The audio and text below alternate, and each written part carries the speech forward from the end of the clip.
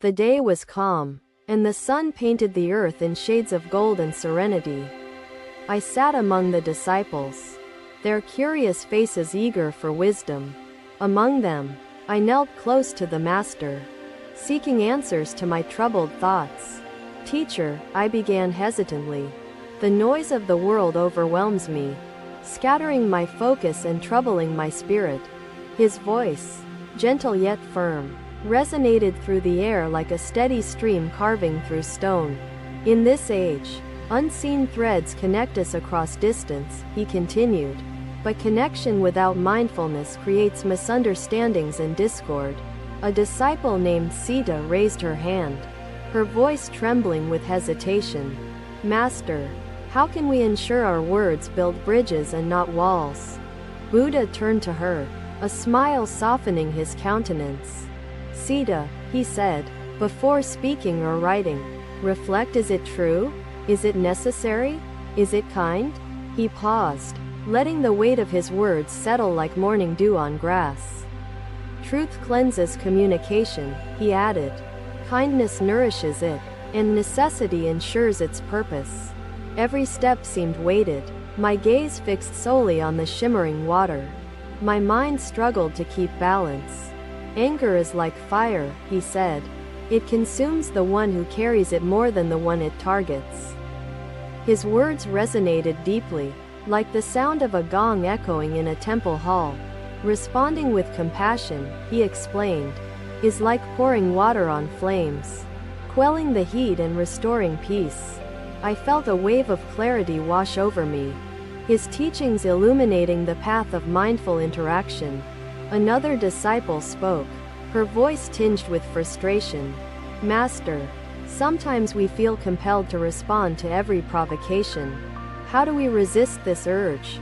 Buddha closed his eyes briefly, as if gathering the universe within him.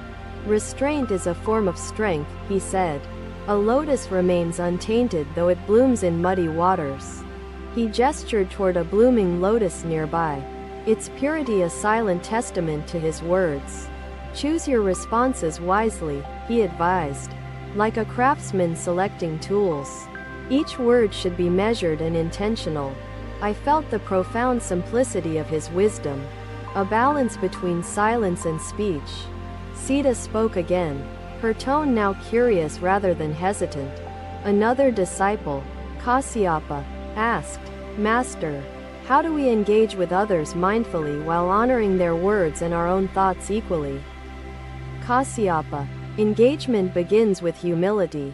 Meetings are not arenas of debate, but sanctuaries of shared purpose and interconnected intention. His words were like a balm, soothing the unspoken guilt that lingered in some of our hearts.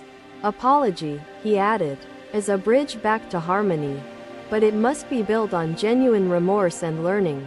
His teachings felt like a tapestry, each thread woven with care, connecting us to the essence of mindful living. Ananda asked again, his voice steady, "My days feel suffocating." "Blessed One," Sudama said, "like endless waves crashing against a fragile shore without relief or pause." The Buddha, radiant in serenity, stood and beckoned Sudama toward a gentle stream nearby that sparkled in the sunlight. His words were like a lantern, guiding us through the darkness of human flaws and misunderstandings. "Do not hold on to the hurt," he continued, "for it burdens your soul and clouds your heart. Throw these pebbles one by one into the stream, observing the ripples they create and the sound they make." Sudama hesitated for a moment before casting a single pebble into the stream, ripples spreading gracefully across the water's surface. The disciples dispersed, their faces glowing with newfound resolve, their spirits buoyed by the clarity of his teachings. As I walked away, I felt a deep sense of gratitude, his words echoing in my soul like a timeless mantra. "Truth, kindness, and necessity," I whispered to myself, carrying his wisdom like a lantern through the fog of human interaction. Another day, the disciples gathered under the shade of a banyan tree, their faces reflecting curiosity and contemplation. Buddha's gaze was serene, his presence like the stillness of a mountain lake at dawn. Chandra stepped forward, her voice hesitant but steady. Master, she began, we share glimpses of our lives, joys, and sorrows with others. How do we share wisely? Buddha smiled gently, his eyes reflecting infinite compassion. Chandra, he replied, sharing is like offering water from a vessel. Its value lies in balance, not excess. The disciples listened intently, their minds eager to absorb his wisdom. When you share, Buddha continued, ask yourself, does this inspire, uplift, or teach? Intention shapes the impact of your words. His voice was calm, yet each word carried the weight of truth and clarity. Do not seek validation from others, he advised, for the need for praise is a trap that binds the heart. Ananda nodded thoughtfully, his expression one of deep reflection. Master, he asked, how do we know when sharing becomes excessive or harmful to ourselves or others? Buddha gestured toward the flowing Ganges River, its waters glimmering under the sunlight. Consider the river, he said, steady in its course, offering life but never overflowing its banks. The disciples watched the river, its gentle flow embodying the wisdom of moderation and purpose. Excess, Buddha explained, leads to burdens, while scarcity denies connection. Balance lies in intention and understanding. His words were like a melody, soothing and profound, resonating deeply in our hearts. Another disciple, Nanda, spoke hesitantly, Master, what if we share something and it causes harm unintentionally? Buddha's expression softened, his gaze resting on Nanda. Mistakes are teachers, he said. They guide us toward mindfulness and greater awareness in future actions. The air felt charged with his wisdom, each sentence a guidepost in the labyrinth of human interaction. When harm is caused, Buddha added, acknowledge it with humility and strive to restore harmony with sincerity and compassion. Chandra asked again, her voice steady but curious. Master, some share to impress or craft illusions of themselves. How do we avoid this pitfall? Buddha paused, his eyes reflecting the depth of his insight. The self is not a fixed image, he said. It is like a cloud, ever-changing and boundless. His words stirred a sense of liberation, freeing us from the chains of false identity. Share not to impress, he continued, but to express truth and authenticity, allowing your words to mirror your soul's essence. The disciples nodded, their faces glowing with understanding and resolve. Ananda posed another question, his voice calm yet curious. Master, is it ever better to remain silent rather than share at all? Buddha's expression grew contemplative, his gaze resting on the horizon.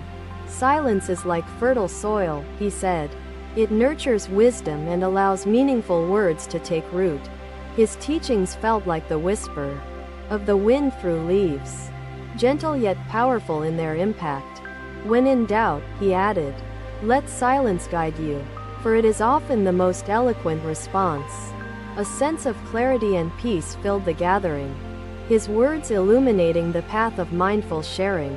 As the sun began to set, painting the sky in hues of gold and crimson, Buddha spoke once more. The middle path, he said, is the way of balance, where sharing uplifts without excess and connects without burden. His final words lingered in the air, a timeless truth etched into our hearts. The disciples dispersed, their spirits alight with the wisdom of his teachings, carrying his guidance like a torch through the darkness of unawareness. Another day, the disciples assembled beneath the ancient Bodhi tree, its vast branches shading them from the golden afternoon light. Buddha sat quietly, his presence radiating peace, as if the stillness of the universe had found its center. Devadatta stepped forward hesitantly, his voice filled with concern and self-doubt. Master, he said, many people craft illusions of themselves, seeking admiration and praise. How do we avoid losing ourselves in these illusions? Buddha's gaze rested on Devadatta, his expression one of gentle understanding. Devadatta, he began, the self is like a ripple on water, fleeting and ever-changing, never fixed or eternal. His words hung in the air, profound and resonant, like the gentle ringing of a temple bell at dawn. Attachment to an image, Buddha explained, is a burden that binds the heart, preventing true freedom and authentic connection. I felt the depth of his wisdom, each word unraveling the tangled web of illusion and insecurity. Another disciple spoke, her voice filled with curiosity. Master, how do we reveal our true selves when surrounded by so many crafted facades? Buddha turned to her, his voice calm yet firm. Authenticity is like the flame of a candle, he said. It shines not for applause, but for illumination. His teachings felt like the soft whisper of wind through leaves, carrying truth and clarity to each of us. Share from the heart, he continued, not to impress, but to express your true essence, unfiltered and untethered by illusions. The disciples nodded, their faces reflecting a growing understanding and resolve to embrace authenticity. Ananda spoke next, his voice steady but thoughtful. Master, how do we detach from the need to be seen and recognized by others? Buddha's gaze drifted toward the horizon, his eyes reflecting infinite compassion. Detachment is like releasing a bird, he said, letting it soar freely, unburdened by the grip of possession. His words stirred a sense of liberation within us, a release from the chains of false identity and external validation. Freedom, Buddha continued, comes when you no longer seek recognition, but simply strive to connect, serve, and understand with sincerity.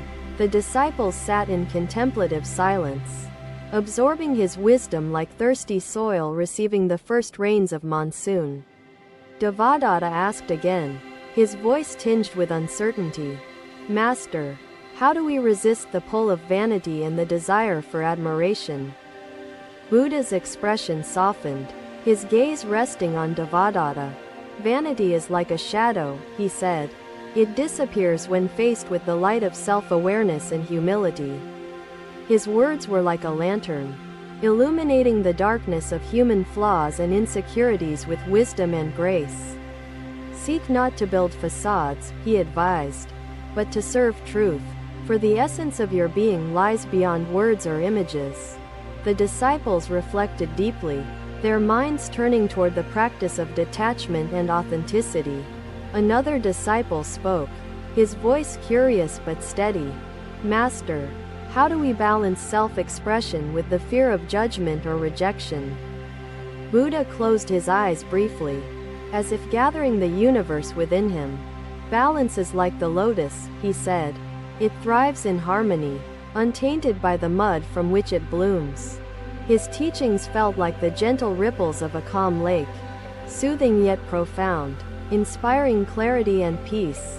Do not fear judgment, Buddha continued, for it is like passing clouds, temporary and fleeting, unable to obscure the truth of your being. I felt a wave of liberation wash over me, his wisdom unshackling the chains of self-doubt and fear. The sun began to set, casting long shadows across the gathering.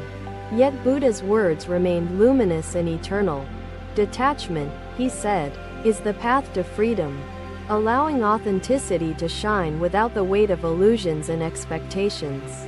His final words lingered in the air, etched into our hearts like the timeless truths of existence. The disciples dispersed, their spirits alight with the wisdom of his teachings, carrying his guidance like a torch through the darkness of vanity and self-deception. Thank you for watching. Buddha's teachings are always with you. Subscribe to our channel and we will see you in the next video.